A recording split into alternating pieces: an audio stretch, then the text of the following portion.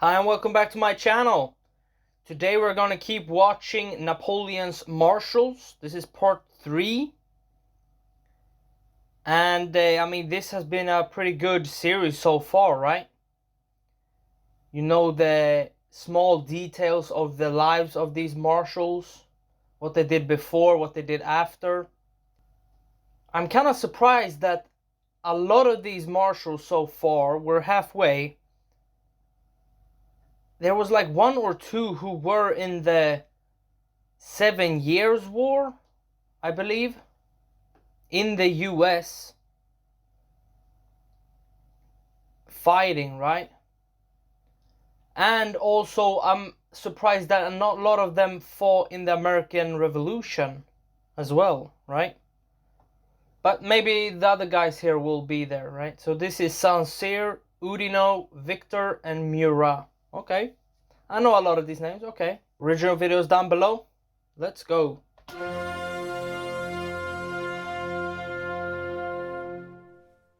Terror belli, decus pacis. Terror in war, ornament in peace. The words inscribed on every French marshal's baton. We've met Marshals Perignon, Brune, Serrurier, Kellerman, Grouchy, Moncey, Poniatowski, Jourdan, Bernadotte, Augereau, Lefebvre, Mortier, and Marmont. Alright, 13. Marshal Saint-Cyr. Marshal Saint-Cyr. He is the best man among us in the line of defense, though I am superior to him in attack. Okay. Okay, that makes sense. Alright. Gouvion Saint-Cyr was a gifted student who ran away from a miserable childhood to become an artist. A passionate Republican, he embraced the French Revolution and later volunteered for military service. Though proud and aloof by nature, his Republican politics and sharp intellect ensured he was elected captain of his company. Wow. His skill at drawing enemy positions then got him noticed by General Custine, who gave him a job on his staff. Wow, that's pretty cool. Seniority though, he's 24 out of 26. Wow. Okay, so but he's just 48 when he became marshal. That's pretty cool. Okay. I remember this Custine. I think he's executed later on. Spoilers. During these turbulent early years of the revolution, Custine was one of several generals who was punished for defeat with a trip to the guillotine. Wow. And what have we learned if you watch my series on the Punic Wars? The Carthaginians executed their generals on crosses because of failure, and look where it got them, right? They lost to Rome. Romans lifted their commanders and generals who succeeded in battle, but they didn't punish them like the Carthaginians did, right? Okay. Saint-Cyr's instinctive grasp of warfare, brilliant planning and tactics won him promotion from volunteer to general of division in 2 years. An even more remarkable achievement, as he'd had no formal military training. Wow. But his cold, analytical approach meant that he was always a respected leader, rather than loved. Respected rather than loved. I'd argue Napoleon was both, right? Even people who didn't love him like that, they respected him, right? Although, is that the same thing as you want a leader who is feared or respected? One of those, right? Or do you want both? Okay.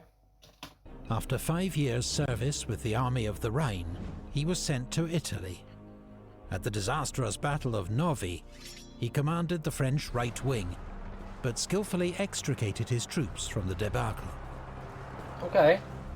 The next year he was back on the Rhine and won a brilliant victory over the Austrians at Biberach. But a bitter dispute with his commander, General Moreau, encouraged rumours that Saint-Cyr was impossible to work with. Okay. Saint-Cyr believed soldiers should not meddle in politics and did not support Napoleon's seizure of power in 1799. Nor That's did fair he enough. show much enthusiasm for Napoleon's decision to crown himself emperor 5 years later. I mean, that's fair enough, and he was a staunch Republican, which makes sense that he would be against the coup. Although Napoleon was the muscle of the coup, because he had politicians and all that behind him, and then making himself the emperor, that's very much against a republic or a republican, right? His political views cost him dearly. Saint-Cyr was Yep. sidelined for several years, while less able generals were made marshals. Wow. In 1805, he commanded French forces in central Italy. But when he was made subordinate to Marshal Massena, a man whom he personally detested, he Wow. returned to Paris, even when Napoleon threatened to have him shot for desertion. Whoa. In 1808, Saint-Cyr was given command of a corps for the invasion of Spain, but his failure to take Girona meant he was relieved of command. Okay. Leaving in a fury before his replacement, Marshal Augereau, had arrived, he was nearly court-martialed again for desertion. Wow. Saint-Cyr's military talent, however, was not in doubt. In 1812, he was recalled for the Russia campaign, with command of 6th Bavarian Corps. His role was to support Marshal Oudinot in guarding the northern flank of the French salient. Pretty important. But also, it seems like he can't,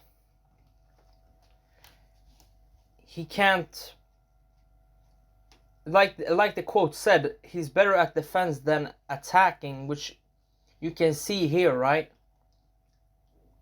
And maybe you can see that he stands for something, right? But it also is something that works against him when he has to work with other commanders or marshals, right? Like Massena, right? Okay. When Wittgenstein's Russians attacked at Polotsk, Oudinot was wounded and Saint-Cyr took over command, turning probable defeat into a brilliant victory. See, For defense. this achievement, Napoleon awarded Saint-Cyr his Marshal's baton. But 2 months later, at a second Battle of Polotsk, Saint-Cyr was attacked by a larger Russian army, seriously wounded in the foot and forced to pull back. His injury meant he missed the worst horrors of the Russian retreat. But Good he for him, I contracted guess. typhus early in 1813 and was sick for many months. Karma, I guess. Saint-Cyr returned to the Grande Armée in August, taking command of 14th Corps and the defense of Dresden. Incredibly, this was the first and only time that he worked directly alongside the Emperor, and both soon learned new respect for each other's abilities. Maybe Saint-Cyr works better under Napoleon. They found respect for each other. And maybe Saint-Cyr is more useful under Napoleon than on his own because he doesn't have that initiative. It seems to me, right? In Italy and in Spain. But good at defense. Saint-Cyr's skilled defense of Dresden set the stage for Napoleon's great victory there later that month. Exactly.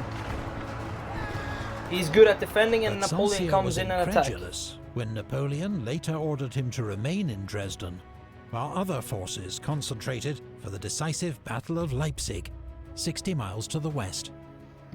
I mean, yeah, he could have been a good defensive leader there, right?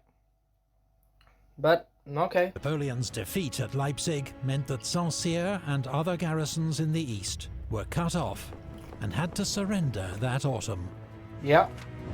Saint-Cyr took no part in the 100 Days, determined to keep out of France's political disputes.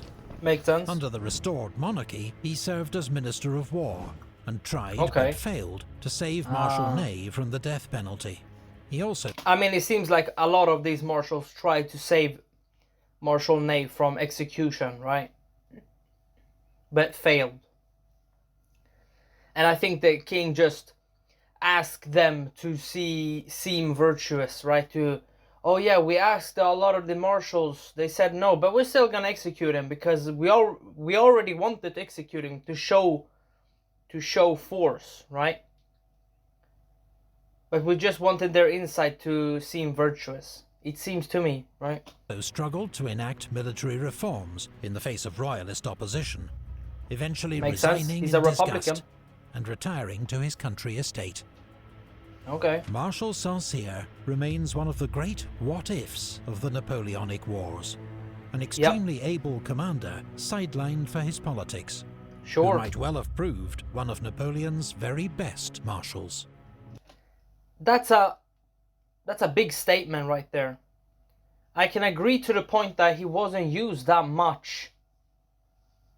Maybe for his politics, maybe because he stands for something that other people don't like, right? Maybe also because he was more good at defensive tactics than offensive ones. Perhaps. Probably a combination of those, right? Okay, 12. Oudinot. Marshal Oudinot. A decent fellow, but not very bright. I mean, hey, sometimes you need commanders and marshals that are decent fellows, not that bright at, let's say, math, science, whatever, literature, reading, writing, whatever. But you need, to me, this statement means he's a good soldier, probably a good leader, but not smart. Okay. Nicolas Oudinot ran away to join the army aged 17, but his father dragged him home 3 years later to help run the family business. When the revolution began, he volunteered for the National Guard and was promoted to major. In the wars that followed, he served with the Army of the Rhine, always in the thick of the fighting, rapidly promoted and frequently wounded, a habit for which he became celebrated. In 1799, he was promoted to General of Division and sent to Switzerland to serve as General Massena's new Chief of Staff, a role he performed to perfection. Serving with General Bagun in Italy, he led a cavalry charge against an Austrian battery at the Battle of Monzembano, sabering gunners and capturing one cannon himself, a feat for which Napoleon awarded him a Sword of Honor. Wow. I mean, yeah, he sounds like a soldier, a leader, a go-getter, right? Sort of like Napoleon, sort of like other marshals as well, right? Okay. In 1805, the newly crowned Emperor Napoleon gave Oudinot command of an elite grenadier division formed from the tallest, strongest soldiers in the army. In December that year, at the Battle of Austerlitz, Oudinot insisted on leading the division in person, despite having been shot in the thigh 2 weeks earlier. I mean, yeah, any leader who is not a soldier, perhaps, wouldn't want to go in there, especially when they've been wounded. And when they can argue, oh yeah, I'm at this rank, so, you know, I don't need to be at the front, you know? No, this guy's a soldier, even though he's wounded, even though at his rank or position, he probably doesn't need to be that close to the battle, he goes there. He has heart. His grenadiers were kept in reserve for most of the battle, but saw heavy fighting in the latter stages, as Napoleon completed the destruction of the Allied left wing. Yep. At the Siege of Danzig in 1807, General Oudinot's division had the unusual distinction of capturing an enemy warship, a British sloop that had run aground trying to resupply the city. That's weird. A month later, at Friedland, Oudinot and his grenadiers were under Marshal Lannes' command and played a crucial role holding up the Russian army, until Napoleon arrived to deal a decisive blow. Look at that. During the 1809 war with Austria, Oudinot was wounded once more at the Battle of Aspern. When Marshal Lannes died of his wounds, Napoleon chose Oudinot to succeed him as commander of 2nd Corps. I mean, that makes sense, yeah, because he was under Lannes before at Friedland. And I mean, yeah, that was pretty sad when Lannes died, right? One of Napoleon's only close friends. Real friends, right? He led his new corps with such success at Wagram 6 weeks later that Napoleon attributed victory to Massena and Oudinot. Wow. A week Already later, showing off. he became one of 3 new marshals. One for France, one for the army, one for friendship. I mean, for the army makes sense, right? Again, he's a soldier. He's out there. He gets a task, he does it. And he's in the thick of the fighting. That makes sense. And he's probably in the best position that he could be for his determination for the fight, right? Oudinot, the army's choice. Fearless and much loved. A man whose courage inspired all around him. He later received an additional reward, the title Duke of Reggio. Okay. In 1812, Marshal Oudinot led 2nd Corps into Russia, but was wounded again at Polotsk and handed over command to General Saint-Cyr. Yep. 10 weeks later, he was back with his corps, marching south to join up with Napoleon's army on its retreat from Moscow. Yep. Oudinot's men were shocked when they saw their old comrades from the main column. They looked more like fugitives than soldiers of the Grande Armée. Right, I think I remember that Oudinot's, I think it was Oudinot's soldiers were at least part of them were still soldiers and not just like, they were like homeless, they looked homeless, they were just ragtag group of men and women and children as well, but right, and I think also the young guard were still fresh troops, if you want to call them that, right? Since Oudinot's 2nd Corps was in better shape than most, it formed the vanguard for the desperate crossing of the Berezina River. This was still remarkable. But the next day, in bitter fighting to hold the bridgehead against the Russians, Oudinot was shot from his saddle. Seems again he's wounded a lot of times, which indicates he's a true soldier, even though he is a commander of a corps, right? And when does he become marshal? Oh no, he's already a marshal. Okay, he's a marshal. Yeah. Okay. Was oh yeah. carried back to a cottage for the with army. a serious gunshot wound. But then he and his party became surrounded by Cossacks. Oudinot asked for his pistols, and from his bed, aiming through an opening opposite, began firing at the Cossacks. Wow. They were rescued by friendly troops, just in time. That sounds like something Oudinot would do. The Grande Armée in Germany in 1813. In August, Napoleon ordered him to lead an advance on Berlin, but he was defeated by Bernadotte's army of the north at Grossbeeren. Look at that. He then retreated in the wrong direction, causing Napoleon to remark, "It's truly difficult to have less brains than the Duke of Reggio." I mean, come on. You've just been defeated. I mean, it's coming from Napoleon, so you've just been defeated, and then you're supposed to know where to retreat, but you've been defeated by your supposed friend or fellow marshal. And I mean, I guess it's new territory for him or something. I mean, but coming from Napoleon, yeah, that stings. In Oudinot's defense, he'd probably been given an impossible task. He's wounded. Insufficient men to take on a strong opponent, bad weather, terrible roads, and he himself unwell, possibly not yet recovered from his ordeal in Russia. Right. Napoleon put Oudinot back where he was most effective, leading troops in combat under his close supervision. Right. At Leipzig, he commanded 2 divisions of the Young Guard, engaged in heavy fighting on the southern front for 2 days. Oudinot continued to serve the Emperor courageously and loyally as a corps commander in the final campaign of 1814. Okay. But in April, he was one of several marshals to confront Napoleon with the reality of his position and force his abdication. When Napoleon returned from exile in 1815, Oudinot refused to break his new oath to the monarchy, but declared neutrality, telling Napoleon, "Since I shall not serve you, sire, I shall serve no one." I mean, that's a pretty weird predicament you would have, right?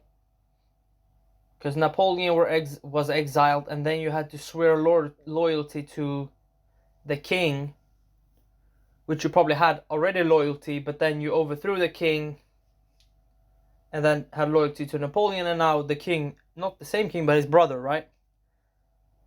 And then now again, Napoleon comes back. I can understand a predicament, and being neutral, that's fine. Napoleon is probably going to resent you a little bit, but then understand. Right? But if Napoleon had Oudinot at Waterloo, I don't know if that would have turned the tide, but, you know, he probably would have died there. If he's still a true soldier, he would have probably been at the front with the Imperial Guard or something. Or maybe holding back the Prussians or whatever, but, you know, fair enough. He continued to hold senior commands under the Bourbons. Okay. By one estimate, Oudinot was wounded 36 times in his military career, more than any other marshal. Here are just 20 times that we found details for. A fellow officer who bathed with him at a spa after the war saw the scars on his body and observed he was little more than a colander. Wow. Wait, let's go back and look at that. Alright, so, wow. This is just the 20 they found, but 36 wounds. I mean, yeah, location of these wounds are not specified. Okay, but sure. Okay, let's go through. And gunshot wound 1793, Hagenau. In the head. I'm sure, I hope it grazed him, but, you know. Saber cut to the neck in Newburgh. Grape shot wound 1812 at Polotsk. That's how he got out of action at Polotsk. Okay. Grape shot wound, wow. I mean, near to the heart. Little, yeah, pretty close. Another gunshot wound 1814. Another gunshot wound 1799. Gunshot wound 1799. Wow. Another gunshot wounds. I mean, 5 saber wounds near the stomach 1795. Like, was he on the floor and they just stabbed him or like cut him? I mean, saber wounds could be, I don't know what that could be. All right. 3 saber cuts 1796 at Newburgh. Wait, so wait. At Newburgh. Oh my, what happened at Newburgh? Look at Newburgh. Gunshot wound 1796 Newburgh. 3 saber cuts 1796 Newburgh. Saber cut to the neck 1796 Newburgh. Wow. That's, yeah, Wagram, he was shot, in the leg. That's pretty dangerous. Okay. Yeah, broken leg 1794. I mean, wow. And he still is... Wow. That's a tough and resilient man. True soldier. Body and observed he was little more than a colander. Ironically, Oudinot was also one of the longest-lived marshals, dying aged 80 while serving as governor of Les Invalides. I mean, that's always funny, you can say, but I don't know if this is the norm, but sometimes people who are actually, let's have an example, people who are smoking. I mean, during World War II, everybody smoked, right? I mean, they smoked more than they drank water because the water was poisonous and all that, right? But I don't think a lot of them got cancer and died. And you can say funny enough, but a lot of them actually lived to like 80, 90 years old. Right? Probably because they were fit, right? And they ate barely nothing, right? During war. And I think I saw a video. Maybe I should react to it, but it's pretty cool. It's a veteran from, I think, World War II. I think he was the oldest American veteran from World War II. He was like, I saw this video like 4 years ago, and he was like 114 years old. And he still, I think he smoked cigars or cigarettes. I don't remember which one. Like, I don't know how many a day, and he still did that in his 100 years old. Like, and he still could walk, and you can still understand when he's talking. I think he died like 2 years ago, maybe, or maybe 4 years ago when I watched the video, whatever. But right, sometimes like he was, Udino was cut, shot, died almost. I don't, a lot during the wars he was in. And yet he was the one who lived the longest of the Marshals, or at least one of them, and he died of natural causes, right? I mean, you could argue that he died maybe because of complication with his wounds at age 80. He probably, if he didn't have all those wounds, maybe he would have lived to 90. I don't know. Okay, Victor. 11. Marshal Victor. Victor was better than one might suppose. Yeah. Okay. Claude Victor Perrin was an experienced soldier by the time of the French Revolution, a sergeant with 8 years' service in the Grenoble artillery regiment. The Revolutionary Wars brought the opportunity for rapid promotion, and by 1793 he was commanding an infantry battalion at the siege of Toulon. I was gonna say, yeah, artillery, yeah, it has to be Napoleon, or Toulon, at least, right? He led a daring night assault on British defences, alongside the army's artillery chief, a young Major Bonaparte. Right. Both men were wounded, but the attack was a success, and both were quickly promoted to Brigadier General. I mean, can you even imagine storming fortifications like that and going hand-to-hand combat with swords or sabers and bayonets and just taking another life like that? But I mean, the mindset you probably would have is, if I don't do it, I'm probably going to die, or a fellow soldier is going to die. So you have to do what you have to do. Victor served under General Bonaparte in Italy, and turned out to be a brilliant brigade commander. Yeah, I remember seeing him there. In 1800, he distinguished himself at the Battle of Marengo, where his command of the left wing won particular praise from Napoleon. Okay. I mean, yeah, it would be a good thing to be under command of Napoleon throughout the years, starting at Toulon, and then being with him, Marengo, I mean, being with him a lot of the campaign in Italy, maybe Egypt, I don't know. But, you know, that's gonna make you if you don't die, or if you give up military career and go farming or whatever, but you're going to turn out pretty good if you're under Napoleon. But Victor did not hide his disapproval of Napoleon's quest for political power, right, and as a result received relatively minor roles under the new regime. In 1802, he was earmarked to lead an expedition to recover the French territory of Louisiana. But it was called off when Napoleon decided instead to sell Louisiana to the United States. I mean, look at that.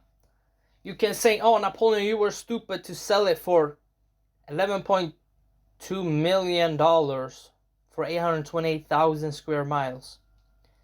But think of this. First of all, Napoleon needed the money, and he, like you saw with Haiti, it's more money to subdue the populace, the people there, having a government, having a militia or military posts or whatever there, than to have it in Europe or Africa or whatever, right? And also, the Louisiana territory for the French, on the map, yeah, it's that big, but really it's New Orleans, and then it's probably some small towns on the borders with the United States, right? It's not like in the desert, or it's not that many people that live there. It's just Native Americans there, right? Not many settlers, right? So, I mean, he sold New Orleans, you can say for 11 million. At that time, that I guess that's a pretty good bargain. It's a good bargain for both, right? Because Napoleon needed money and the United States wanted territory, and that's that. Victor and Marshal Lannes were close friends from their days serving together in Italy. Right. In 1806, Lannes persuaded Napoleon to let him have Victor as his new chief of staff for 5th Corps. Okay. Napoleon agreed, and in October, Victor served as Lannes' deputy at the Battle of Jena. Good to have friends. Napoleon's earlier misgivings about Victor were now forgotten. And Right. that winter, he was given command of the newly formed 10th Corps. But that's about that, right? You have to prove yourself to Napoleon, otherwise he's not going to see you. Right? How can he see how talented you are when you don't show it? And you can argue, oh, I didn't have the opportunity to show it. No. You talk, you have probably friends a little higher up, pull some strings, and now you can show your skills. But within weeks, he was captured by a Prussian patrol. Wow. And had to be exchanged for a captured Prussian officer, General von Blücher. No way, what? His big... Oh my... Imagine if Napoleon had Blücher in prison, or POW camp, whatever, right? And didn't exchange him. Or at least didn't exchange him that fast, but then Napoleon wouldn't have Victor, so you know. Break came Wow. in 1807, stepping in for the wounded Marshal Bernadotte to command 1st Corps at Friedland, where he successfully led a major attack as the Emperor looked on. Promotion to Marshal and the title Duke of Bellumo swiftly followed. In 1808, Marshal Victor and 1st Corps took part in the invasion of Spain, where he'd be posted for the next 3 years. Uh-oh. Victor's record in Spain was better than most. Yep. But like others, he seemed more interested in personal glory and rewards than in cooperating with fellow commanders. I mean, yeah, that's the problem with Spain for Napoleon, right? All his marshals and his brother, or stepbrother? I don't remember, but they all wanted it for themselves glory, right? Not to subdue or defeat the Spaniards, the Portuguese, and the British, right? They wanted glory for themselves. Even the best commanders or moral commanders, whatever, right? In 1809, at Medellin, he inflicted a crushing defeat on General Cuesta's Spanish army. Okay. 4 months later, his bold night attack on the British at Talavera came tantalizingly close to success. He was furious the next day when King Joseph and Marshal Jourdan refused to support fresh attacks and instead ordered a cautious withdrawal. The next year, Victor besieged the Spanish port of Cadiz. It proved a lengthy, futile operation, devoid of glory, and saw his troops defeated by an Allied sortie at the Battle of Barossa. Right, and then Soult had to come down, I think. In 1812, Victor was recalled from Spain for the invasion of Russia. His 9th Corps was held in reserve for most of the campaign, though his troops were kept busy defending depots and convoys from Cossack raids. That autumn, his corps attempted to cover the main army's retreat from Moscow. The greatest crisis of the retreat came at the Berezina River. Yep.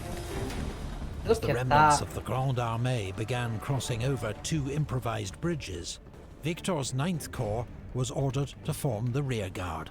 Though heavily outnumbered, Victor skillfully handled his French and German troops, holding the Russians at bay as the army made its escape.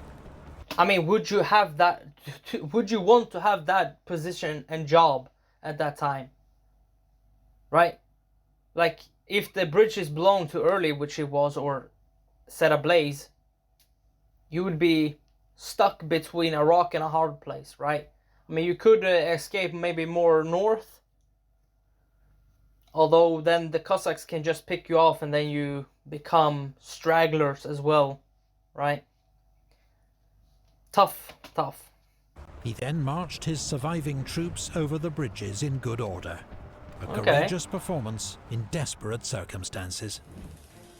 That's In good. Germany in 1813, Victor commanded 2nd Corps and led the attack in Napoleon's last great victory at Dresden. His corps was in heavy fighting again at Leipzig 2 months later. Victor continued to serve at the Emperor's side in the defence of France in 1814. Yep. By now, like many comrades, he must have been close to physical and psychological exhaustion. Yeah, I mean Russia, Germany, Regardless, now during France. the Battle of Montereau, Napoleon let fly at him for failing to get his troops into position, and blamed him for the Allies' escape. Victor was relieved of command, but angry and humiliated at what he considered his unfair dismissal, he told the Emperor, "Marshal Victor has not forgotten his old trade. I will shoulder a musket and take my place in the Guard." Wow. Moved by this response, Napoleon relented and gave Victor command of a corps of young guard. Okay, that's fair enough. Although I would have had him, I don't know, maybe not put him at some, maybe not in the front lines, but at least like, you know, to show him, oh yeah, you can still fight there. Okay, now you have your position back, or control or under command of young guards. But sure. 2 weeks later, he was badly wounded at the Battle of Craon and took no further part in the war. A month later, Napoleon abdicated, and Victor switched his loyalty to the Bourbon monarchy with surprising zeal. He led an investigation into former comrades who'd supported Napoleon during the 100 Days, and was one of only 2 active marshals to vote for the death penalty for Marshal Ney, a decision. Wow. Wow. I mean, he has the loyalty now to the king. I guess he has to kill traitors. Although, he himself is that. Right? He himself is that when he enlisted for the Republican Revolutionary Army at the artillery, right? At Toulon. Right? Everything he did in his military career was against the royalists and the king. So I guess he probably thought, oh, I have to do this to gain more, I don't know, to have good terms with the king or something. I don't know. But okay. Decision he later claimed to regret. Sure. Victor later served as Minister of War, but retired from public life in 1830, following the overthrow of the Bourbon monarchy. I wonder why. Alright, Murat. Marshal Murat. Wow, a lot to say here. I cannot conceive how so brave a man could be so unreliable. Fair enough. He was only brave when facing the enemy. In council, he was a fool with no judgment. I mean, that could be a bad thing, right? That's like a soldier, right? A soldier doesn't go in politics, doesn't care about what happens there and there and why you did it. You just do it. It's very narrow-minded, but it's good against the enemy. But then when you don't have enemy, you don't have anything to say in that case, or you may maybe do bad judgments. Okay, but this is pretty bad for Napoleon, right? To say that, but okay.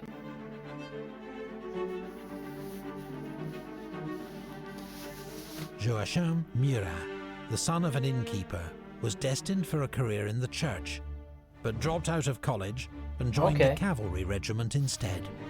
I mean, he was one of the youngest one. Second out of 26 seniority. Okay. Okay. To his immense frustration, he saw little action in the early years of the Revolutionary Wars, being stuck with staff and training roles. Which again, it doesn't surprise me that a lot of people who want to go into military or was in the military want to see action, because during the Revolutionary Wars, I mean, a lot of people, because they wanted a lot of soldiers, right? The state. But they also needed people to train the people they were going to send to the front. right? So I guess he was stuck. Okay. But in 1795, while stationed in Paris with the 21st Chasseurs, fate intervened. Yeah. A young general, Napoleon Bonaparte, had been put in charge of the defense of the National Convention. Uh-oh. With a mob poised to storm the building, he ordered Captain Murat to bring him cannons, which he did, racing the guns through the city streets, allowing Napoleon to mow down the mob with a famous whiff of grape shot. Whiff. Yeah. Napoleon was hailed as the saviour of the government and rewarded with command of the army of Italy. Murat was promoted colonel and went with him as his new aide-de-camp. Makes sense. He soon made a name for himself as a bold and brilliant leader of cavalry. While his 6-foot height, curly locks and love of women ensured fame as France's foremost beau sabreur. In 1798, Murat joined Napoleon's expedition to Egypt. At the Battle of Abu Qir, his flanking charge broke the enemy, and Murat personally took the Ottoman commander prisoner. Is that horse eating his arm? You see that in bottom right? What's going on there? But yeah, this battle was a massacre. Being shot in the jaw, a wound which, to his immense relief, did not ruin his looks. Back in Paris, Napoleon launched his coup d'etat to seize political power. When he got a hostile reception from the Council of 500, it was Murat who saved the day, leading troops in to clear the chamber, shouting, "Citizens, you have been dissolved," before adding something a bit more coarse. I mean, saying that, citizen. Looks like Murat knew where this was going, right? Doesn't look like he's more... He doesn't... At this time, it doesn't look like he's a Republican or a imperialist or a royalist, whatever. He just looks like where the wind is blowing, he goes there. But with vigor, right? Okay. His place at the future emperor's side was further assured when he married Napoleon's youngest sister, Caroline, in 1800. Later that year, he commanded the French cavalry reserve at Marengo and helped Napoleon to win a decisive victory over the Austrians. When Napoleon established his empire in 1804, Murat became a marshal, second in seniority only to Berthier. He'd later also received the title Prince of the Empire and the rank of Grand Admiral. One thing that I can see here though, he has great victories and he's next to Napoleon almost everywhere. Although you can say that he got his marshal baton, he got all these fancy titles and all that because he was now technically related to Napoleon because marrying his sister. Maybe that's why when, I don't know who it was, Sincere or someone else in the part 2 of this series, that he said that there was some marshal who said that he got the marshal title after some undeserving people got the marshal title before him. Maybe he means like Murat, because Murat is related, so he gets the marshal baton, right? Perhaps. Although he had great victories and he was leader there and he had vigor and furiosity. In the 1805 campaign, he commanded Napoleon's cavalry reserve. His excellent reconnaissance and diversions proving crucial in the encirclement of General Mack's Austrian army at Ulm. I mean, that was amazing. 3 weeks later, Murat and Marshal Lannes, who normally couldn't stand each other, together bluffed an Austrian commander into surrendering a vital bridge. I mean, this was amazing. They literally... Napoleon did the same though in Italy, I remember. The Austrians literally had captured the entire town and Napoleon was there with just a few men.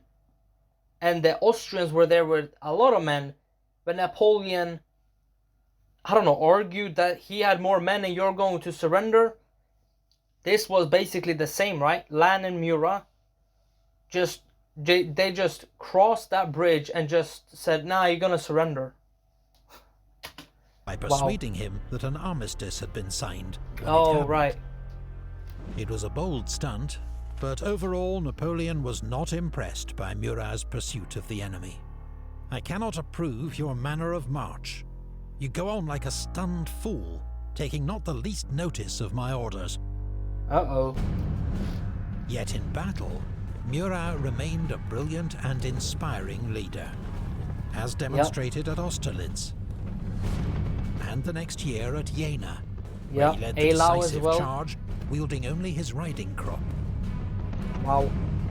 The next year, at Eylau, with the Russians poised to break through his centre, Napoleon ordered Murat to lead a mass cavalry charge straight at the enemy. I mean, what I'm thinking is, like, when these cavalry charges go in, I mean, it's like, yeah, you go and die, basically. But, you know, someone has to do it. I mean, this was just an amazing charge at Eylau. Murat's men succeeded and saved the army from disaster, though at a terrible price in men and horses. Napoleon had rewarded Murat in 1806 by making him sovereign prince of the Grand Duchy of Berg. Okay. In 1808, he sent... Wait, did that say Cleves as well? Is that where Anne of Cleves is from? Or was from? Comment down below if you know that. That was something Bergen and Cleves, but it was spelled differently, but okay. Murat to Spain to act as his representative. Uh-oh. Spain was still a French ally, but in May, Napoleon's heavy-handed meddling in Spanish affairs triggered a ferocious backlash. And is Napoleon gonna say, yeah, it's Murat's fault because he's so blunt and he doesn't know what he's talking about? Maybe that's where the quote came from, right? Murat is a enemy you don't want to have, right? In the battle, or at a battle, but politics and diplomatic things, I don't think he's that great, and maybe this is why. Madrid rose up against the French garrison. And Murat's troops fought back with brutal force, killing around 200, executing 300 more. Wow.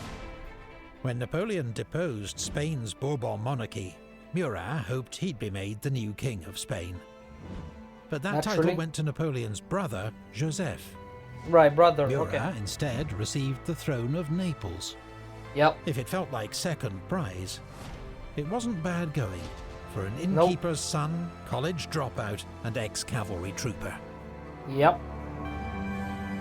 Although it's not about what it is, it's about how you use that.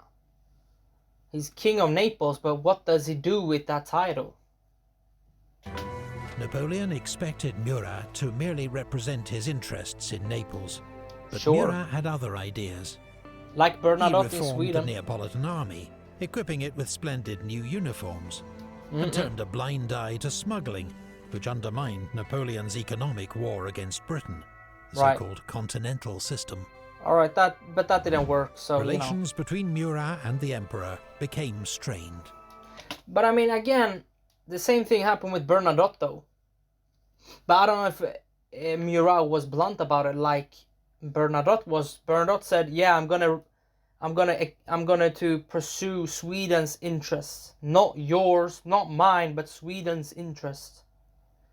Maybe if Murat was blunt about that and said that to Napoleon, I don't know if he did or not, but if he did that,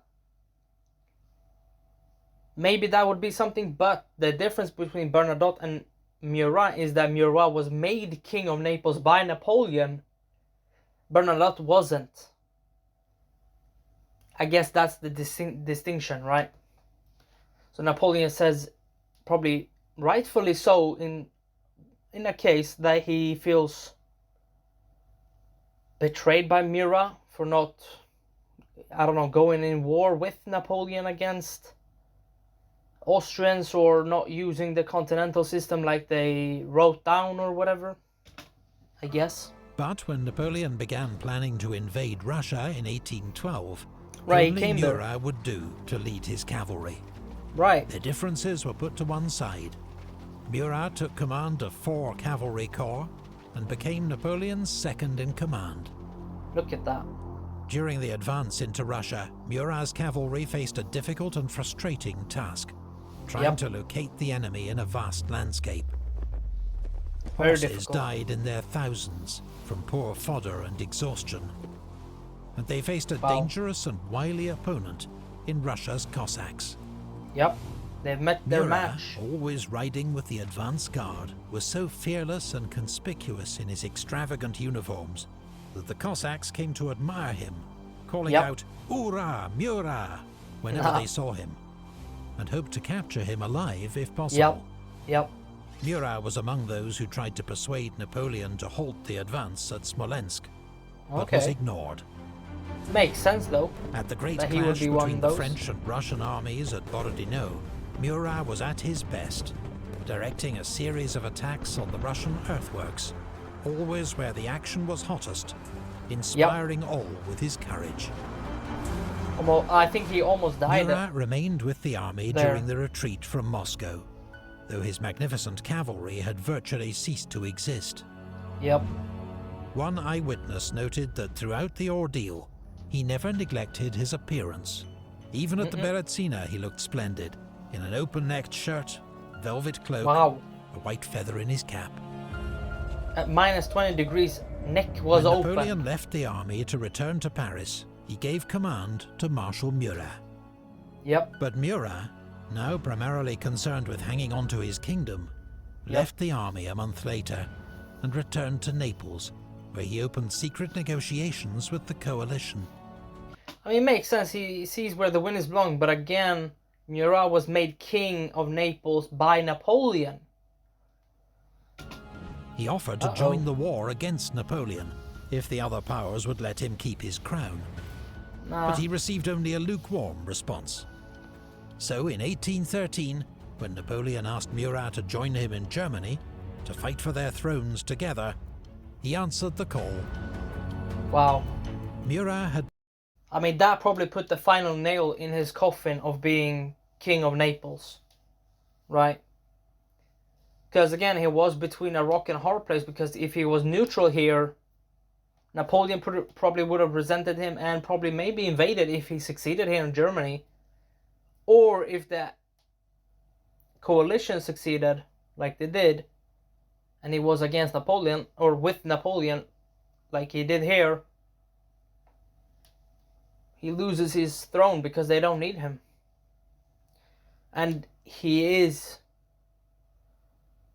or he's perceived as being under the thumb of Napoleon, even though he might not be, but you know. become increasingly difficult to work with. Oversensitive about his royal status, prone to tantrums, but in battle as fearless as ever. Right. At Title's Dresden, gone his to his charge head. through rain and mud shattered the Austrian left wing and paved the way for victory. But then at Liebert-Volkwitz, he showed his limitations when not under Napoleon's direct command, getting drawn into a major and unnecessary cavalry battle with coalition forces, and twice nearly being captured himself. Wow. I mean, yeah, you can see that he's very headstrong, but also he does go for the enemy, but is drawn into the battle, which is something Napoleon did against his enemies. But 2 days later, at the Battle of Leipzig, he led another of history's great cavalry charges. Oh yeah, this one. Coming close to breaking the enemy centre. He almost and went even to capturing Alexander. the Allied monarchs.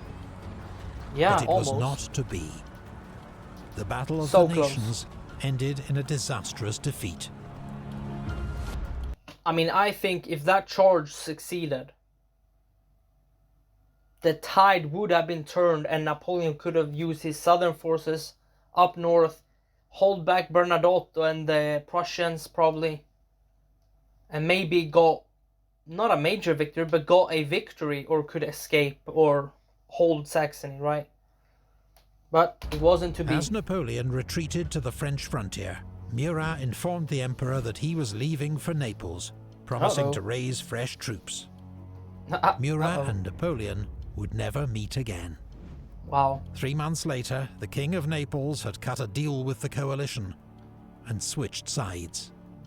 Wow. So long as it was possible for me to believe that the Emperor Napoleon was fighting to bring peace and glory to France, I fought loyally at his side, Murat declared.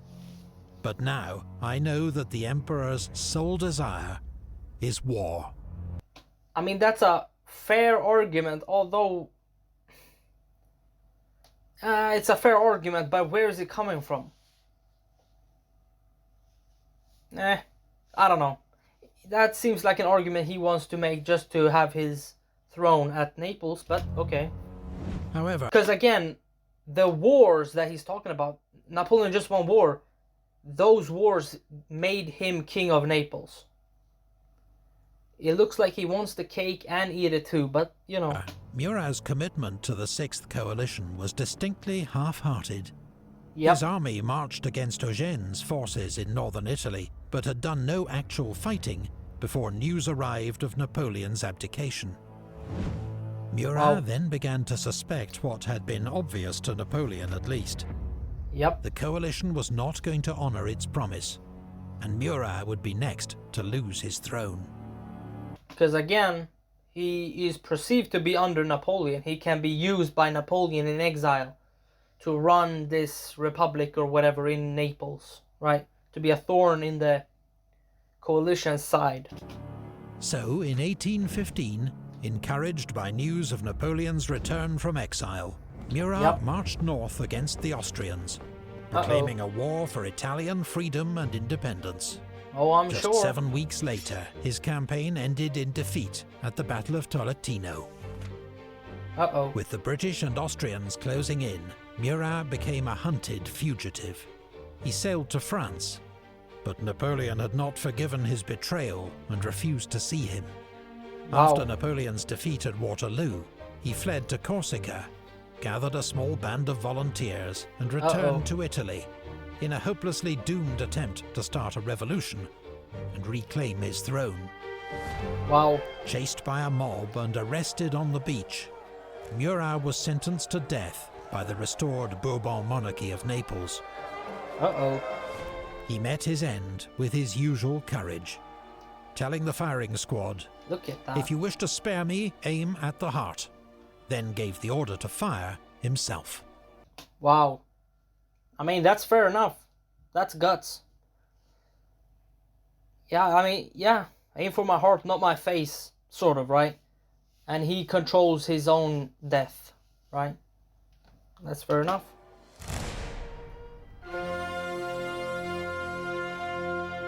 Murat is rightly remembered as one of the great battlefield cavalry commanders of history. Yep. Inspirational, fearless, with brilliant tactical instinct. But outside of combat, he was, in Napoleon's estimation, a very poor general. Wow. He always waged war without maps. Wow. Worse, when the conflict turned against France, he allowed self-interest and vanity to prevail over loyalty to the emperor. That's true. Napoleon's chief of staff, Marshal Berthier, once told him, "You're only a king by the grace of Napoleon and French blood. It's black ingratitude that's blinding you." Wow. That's fair. Saint-Cyr, Oudinot, Victor, Murat. 17 down, 9 to go. Join us for part 4 when we'll continue the countdown. Wow. That was amazing as always. 9 to go. Alright. I'll see you in the next video. Bye.